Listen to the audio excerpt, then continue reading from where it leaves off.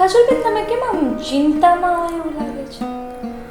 ના ભાભી, હું છે ને વિચારતી હતી, અમારી એક ફ્રેન્ડને મેં 2-3 દિવસ પહેલા ફોન પણ કર્યો હતો કે હું કંઈક નોકરી કરું તો આમ બેઠા બેઠા હું બોરિંગ થઈ જાય અને પાછું ઘરનું એટલું બધું કામ નથી હોતું કે આખો દિવસ આપણે બંને કેટલું કામ કરીએ. એટલે તો હું વિચારું છું કે હું કંઈક એવી નોકરી કરું તો સારું રહે ને, અને ભાઈને પણ થોડીક હેલ્પ થઈ જાય, બિચારાને એકલો કમાય છે તો.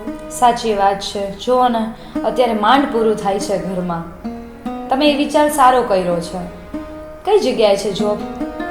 જોબ એક સ્કૂલમાં છે અને મેં ગ્રેજ્યુએટ કમ્પ્લીટ કર્યું છે અને સેલેરી પણ સારી છે. તો મારી ફ્રેન્ડને મેં વાત કરી છે કે અહીંયા કોઈ પણ સ્ટાન્ડર્ડમાં કે કોઈ પણમાં મને કહે તો એને કીધું હું સરને પૂછીને તને કહીશ.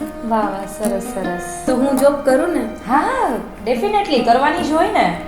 પણ મને યશવીની ચિંતા છે ભાભી. એ થોડીક તોફાની છે અને આખો દિવસ હું જોબ ઉપર જઈશ તો આ 5 કલાક કેવી રીતે તમારાથી સચવાશે? અરે ના ના, મારી જ છે ને, એમાં શું વાંધો હતો? તમારી છોકરી એ મારી, બરોબર ને સાચવી યશ? લેશો ને યશ? અરે હા હા, પાકું પાકું સાચવી જ લઈશ. એ ક્યાં નડે એમ છે. સારું, હાલો હાઈસ, મારું એક ટેન્શન ઓછું થઈ ગયું. હવે છે ને આજે જ મારી ફ્રેન્ડને વાત કરી અને પૂછી લઉં જોબ માટે. કઈ વાંધો નહીં. હા, તો હું એને પહેલા એક કામ કરું, આપણે કર્યું ને એ કામ, એને હું ફોન કરી જ લઉં.